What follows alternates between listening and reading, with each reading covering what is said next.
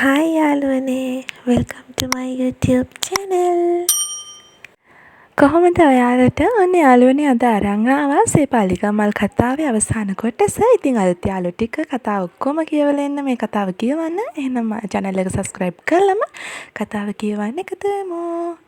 එහෙනම් අනිවාර්යෙන්ම කතාව කියවලා like එකක් comment එකක් දාන්න අමතක කරන්න එපා. වැඩි විස්තර නැතුව අපි යමු කතාවට. සිරිපාල මාමා මේ දෙක මැඩම්ට දෙන්න කියමින් කෙල්ල එහෙම දිව්වේ කාමරේට. නිර්වාන් කෙල්ල පසුපසින්ම උඩුමහලට දිව්වත් ලිහිණි දුවවල ගිහින් කාමරේ දොර වහගන්තා. දොර ලොක් කරලා අඬාම දොර දිගේ පහලට ඇදිලා යන කෙල්ල බිම ඉඳගෙන හොඳටම අඬනවා.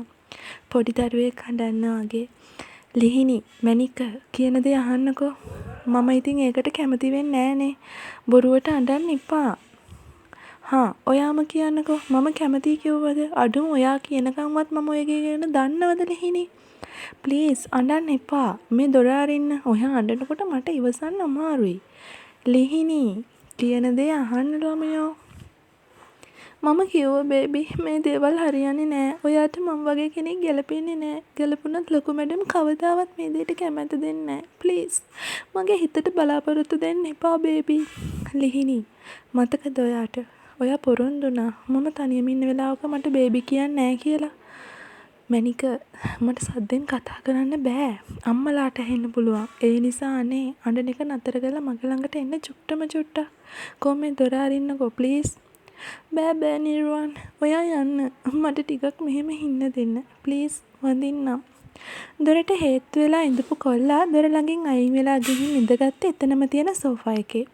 අත් දෙකෙන් කොණ්ඩගස් අතරින් අතේ යවමින් කල්පනා කරේ මොකද මේ වෙන්න යන්නේ කියලා.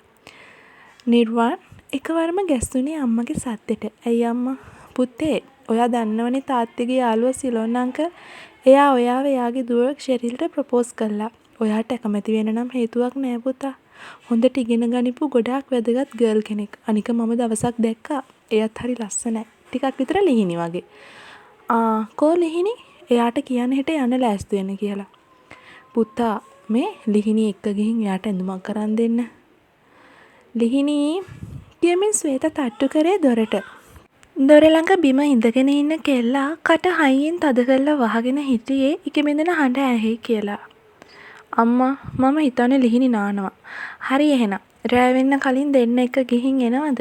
මම යනවා පුංචි සිරිපාලා එක කැබ් එකේ බඩු වගේක් තියනවා ගන්න. අම්මා මම මේකට කැමති වෙන්න ඕනේද? ඔව් ඩාලින් තාත්තා කිව්වා ඔයා අනිවාර්යෙන් කැමතියි කියලා. තාත්තා අයියටත් කරේ ඕකමනේ අම්මා. පුතේ තාත්තා කවදාවත් ඔයාට වරදක් කරන්නේ නැහැ. ඔයයි ෂෙරිලුයි එකතුනා කියන්නේ අපේ පැත්ත තවත් අප් වෙනවා. තේරුම් ගන්න. හරි අම්මා යන්න. මම ලිහිණි එක්ක යන්නම්. ලිහිණි වොෂ් එකක් එහෙම දාගෙන ඉක්මනින් පහලට එන්න. මම බලන් ඉන්නවා. ඔයාගේ මනමාලි බලන්න යන මම එන්න ඕනිද අයියේ? මැනික කියන දේ අහන්නකෝ. මට මොකුත් අහන්න ඕනේ නෑ අයියේ. අද ඉඳන් ඔයාගේ මගේ අතර එහෙම මොකුත් සම්බන්ධයක් නෑ. මම ලිහිණි. ඔයා මේ ගෙදර බේබි. එච්චරයි. ලිහිණි මගේ තරහ උස්සන්න එපා ළමයෝ. ටික වේලාවකට පසු ලිහිණි එන්නේ නිර්වාන් සමග ඇඳුමක් ගන්න යන්න. මැඩම් කියපු නිසාම. ලා රෝස පාට දණිහ ළඟට තියෙන ලස්සන ගවුමක් ඇඳපු ලිහිණි ඒ පාටින්ම කොණ්ඩ බූලක් එහෙම කොණ්ඩේට දාලා වෙනදට වඩා කැපිලා පේන තරම් ලස්සනට හිටියා. පහළ මහලේ පුටුවක ඉඳගෙන ඉන්න නිර්වාන් පඩිපෙලෙන් එන ලිහිණි දිහා බලලා නැවත ෆෝන් එක දිහා බැලුවේ ආයෙත් තිබේටම වගේ බැලුනේ පඩිපෙල බැහැගෙන එන සුරංගනාවිය දිහාව. අද නම් ලිහිණිගේ මුහුණ හොඳටම පරවුණු ඕලු මලක් වගේ. ඇස් හීනි කරගෙන බලාගෙන හිටියම නිර්වාන් ලිහිණි දිහා. පඩිපෙළ දිගේ බැහැගෙන කෙල්ල නිර්වාන් දිහාවත් නොබලාම යන්න ගිය වාහනේ ළඟට. ඒත් එළියට යද්දි දකිනවා කැබ් එක නෑ බයික් එක නම් තියෙනවා කියලා. නැවත ගේ පැත්තට හැරිලා බැලුවේ නිර්වාන් එනවද කියලා. යමු. මොකේද? බයික් එකේ? අනේ මට නම් බෑ බේබි. ඇයි බැරි කියන්නකෝ? මට බෑ. අපි බස් එකේ යමු. අනේ මෝඩි කියමින් නිර්වාන් ඔළුවට තට්ටුවක් දැම්මේ ලිහිණිගේ. මැනික පිස්සු නැතුව යන්. අනේ මට බෑ කියමින් කෙල්ල නැවත හැරුණේ ගේ ඇතුළට යන්න. අතින් ඇදලා ගත්තෙම ලිහිණි ඇවිත් නතර වුණේ නිර්වාන්ගේ පපුව මත. මොහොනෙන් කොණ්ඩ හිමීට අයින් කරමින් නිකටෙන් අල්ලලා බැලුවේ ඒ මොහොන දිහා. ඇස් රතුම රතු පාටයි. ඒ තරම්ම අඬලා. පිස්සුද? අඬන්න ඔය තරම්. ඔයා මට මේ තරම් ආදරේද ලිහිණි? එහෙට වෙන්න බේබි. සිරිපාලාවොත් අද කවුරුත් නෑ ගෙදර. මමයි ඔයයි විතරයි. හරි අපි යමු බේබි. ලිහිණිගේ හදගැස්ම එන්න වැඩි උනේ තවමත් ඉන්න නිර්වාන්ගේ තුරුල නිසා. ඇයි හදිසි? මේ බලන්න. මොන දේ වුණත් මම ඔයා එක්ක ඉන්නවා හරිද? මේ ආදරේ කවදාවත් වෙනස් වෙන්නේ නෑ. බය වෙන්න එපා. හුස්ම වැටෙන අන්තිම තප්පරේ වෙනකම්ම ඔයාගේ ඇස්මානෙන් යන්නේ නෑ මණික. කියමින් නිර්වාන් ලිහිණිගේ මුහුණ ඔහු පැත්තට හරවගෙන හැමින් ලං වුණේ ලිහිණිගේ සියුම් තොල්පෙති ළඟට. නිර්වාන් ලං වෙද්දිම ලිහිණිගේ ස්පිය වෙන්න ගත්තා. ඒ ෂණයෙන් ස්පිය ගහන මොහොතට කෙල්ල නිර්වාන්ගෙන් ගැලවිලා තිව්වා. නිර්වාන් ලැජ්ජාවෙන් වගේම ආතරෙන් බලන් හිටියේ දූවල යන ලිහිණි දිහා. දෙන්නම එක්ක බයික් එකට නැග්ගේ රෙදි ගන්න යන්න. කෝ මම නැගිටින්න ඔයා ගවුම හරියට හදාගන්න හරිද? වැඩි ටික කකුලස්සෙන් තද කරගන්න ෂීට් එකට හිටින විදියට. ලිහිණිට නම් දැනුනේ ඒ වෙලාවේ පුදුම ආරක්ෂාවක්. මේ තරම් මාව පරිස්සම් කරන්නේ ඇයි නිර්වාන්?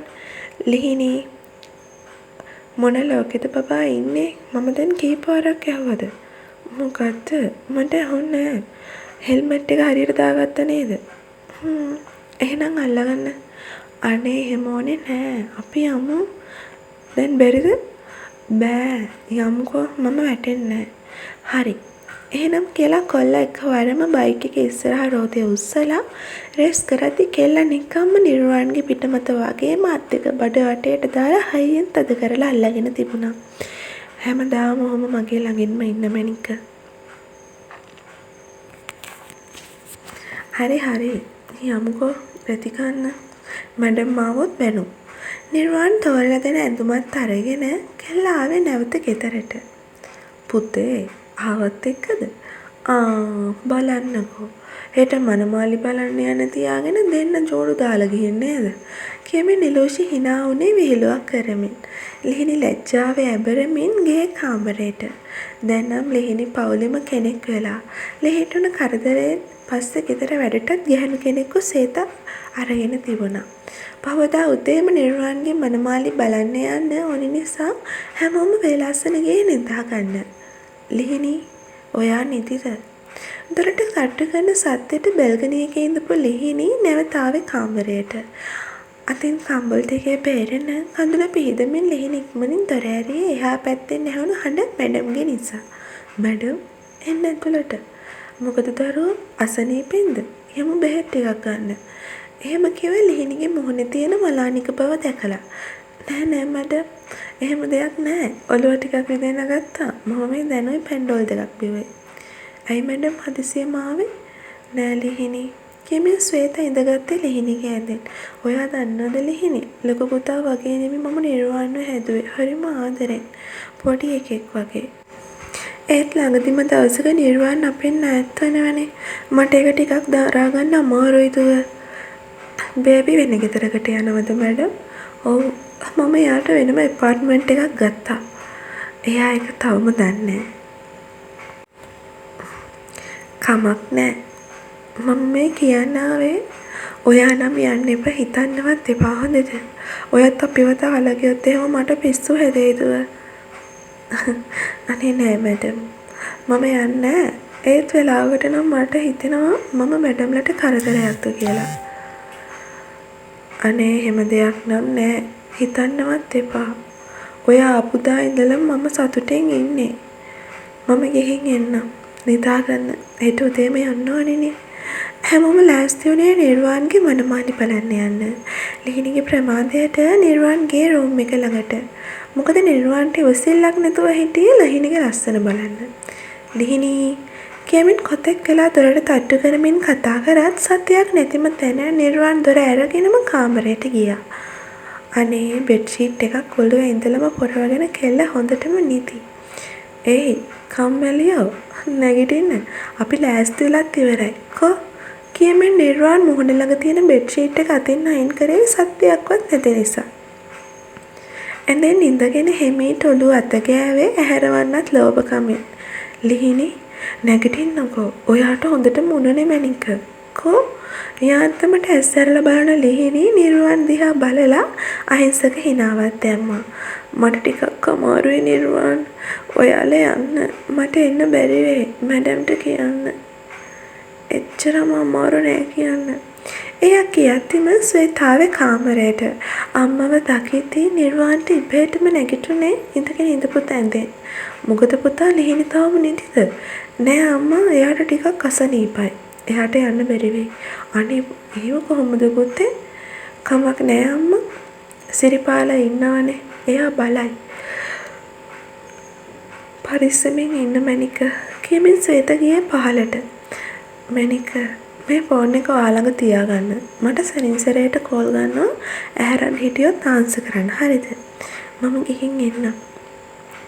අල්ලන් ඉඳපු අතෑරලා යන්න යද්දී කෙල්ලට වාව ගන්න බැරි දුකක් ඔක්කොම එළියට ආවේ කඳුළු වෙලා.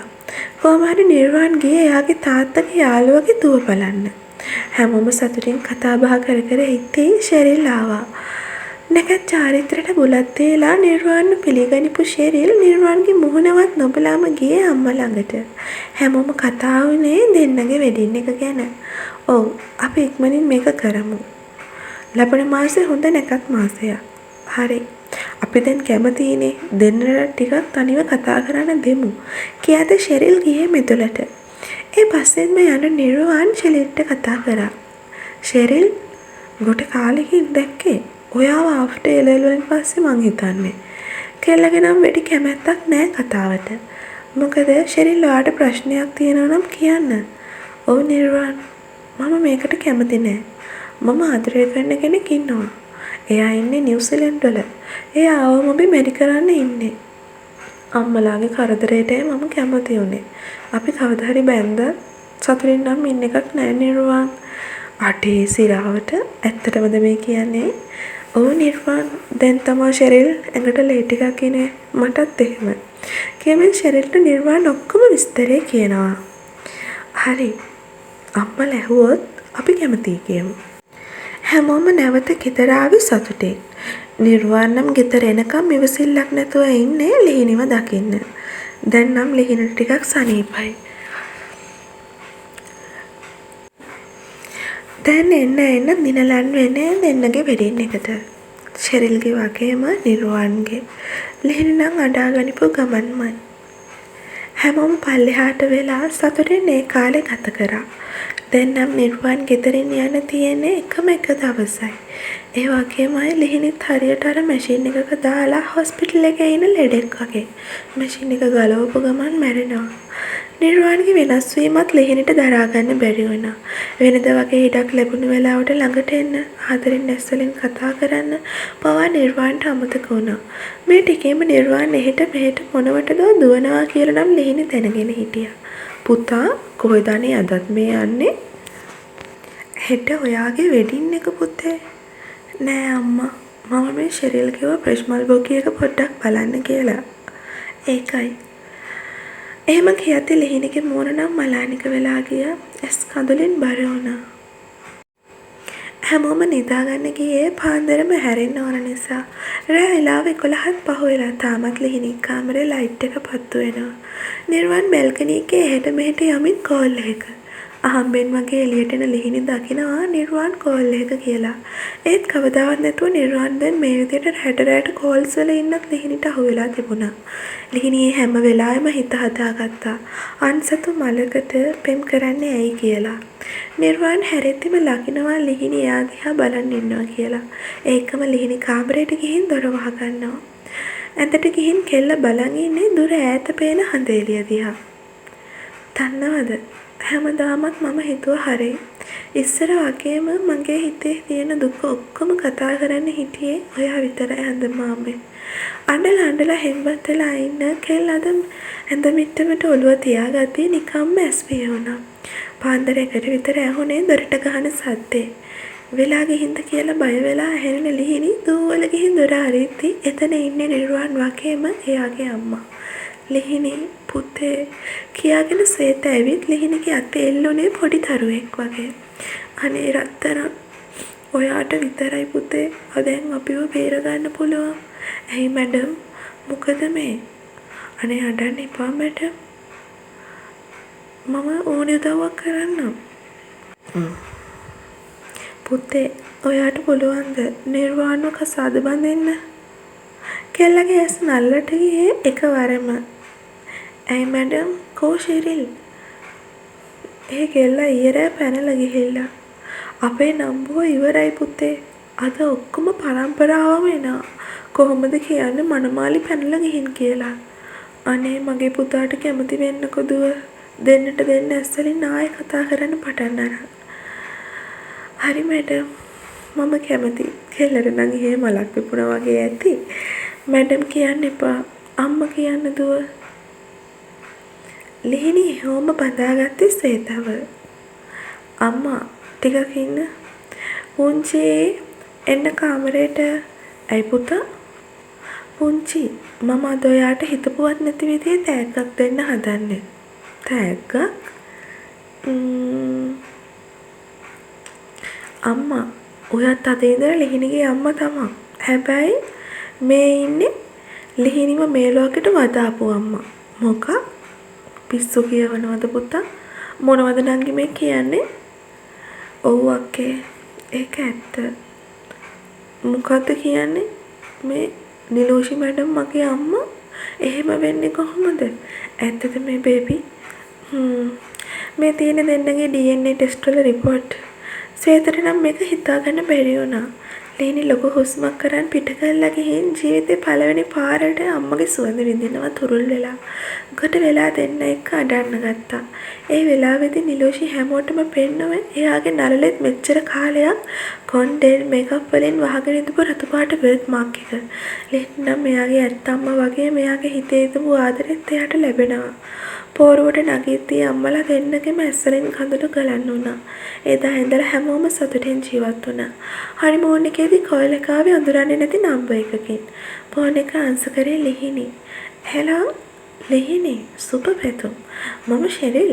ඔන්න ඔයාගේ ආදරේ මම ඔයාට දුන්නා. ඒ කියන්නේ ඔයාලා දෙන්නගේ මේ ප්ලෑන් එකක්ද? ඔව් ඔව්. සතුටින් ඉන්න හරිද? බුදු සරණයි. මේ විදිහට මේ කතාව අවසන් වෙනවා යාළුවනේ. ඉතින් කතාව කියවුව ඔයාලගේ මං අහන්නේ හිතට දැනුණ යමක් තියෙනවද? අනිවාර්යෙන් කමෙන්ට් එකක් දාගෙන යන්න. ඉතින් මං ඔයාලට හරිය ආදරේ. මගේ මේ කතා ටිකම කියලා මට කමෙන්ට් කරලා මාත් එක්කම ඉන්න එකට. ඉතින් ආදරණීය යාළුවනේ නැවතත් අලුත් කතාවක් අරගෙන මම පුළුවන් ඉක්මනින් ඔයාලා ළඟට එන්නම්. එහෙනම් channel එක subscribe කරලා නැති අය channel එක subscribe කරලා bell icon එක click කරලා දාගෙන අනිවාර්යෙන් ඉන්න. ඔන්න එහෙනම් ඔයාලා හැමෝටම තෙරුවන් සරණයි.